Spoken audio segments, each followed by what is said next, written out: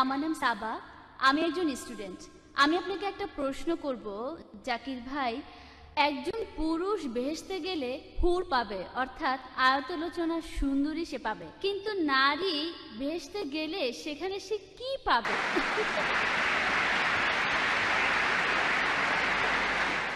বোন, আপনি প্রশ্ন করলেন যে যখন কোনো পুরুষ জান্নাতে যাবে সে সেখানে হুর পাবে, সুন্দরী মহিলাদের। এখানে নারীরা কি পাবে তারা যখন জান্নাতে যাবে?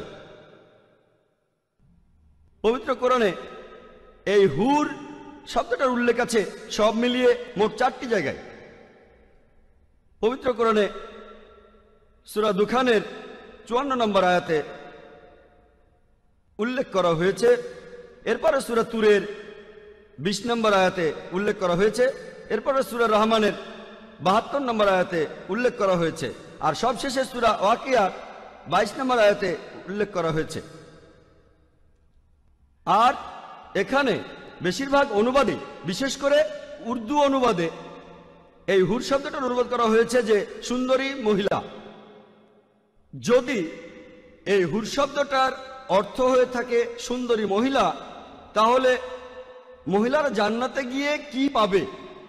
সত্যি বলতে এই হুর শব্দটা হলো বহুবচন, এক বচনে হাওয়ার, যেটা পুরুষের জন্য প্রযোজ্য, আর হাওয়ার এটা নারীদের জন্য প্রযোজ্য।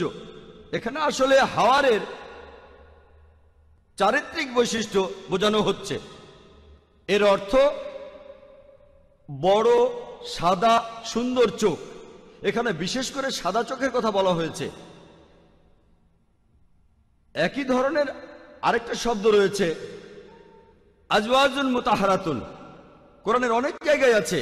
সূরা বাকারার 25 নম্বর আয়াতে উল্লেখ করা হয়েছে এবং সূরা নিসার 57 নম্বর আয়াতে উল্লেখ করা হয়েছে। এখানে বলা হয়েছে আজওয়াজুন মুতাহারাতুন, যার অর্থ সঙ্গী বা সাথী।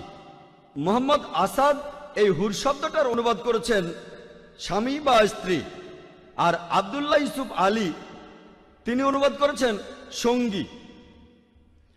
তাহলে হুর শব্দটার অর্থ সঙ্গী বা স্বামী বা স্ত্রী। এটার আসলে কোনো লিঙ্গ নেই।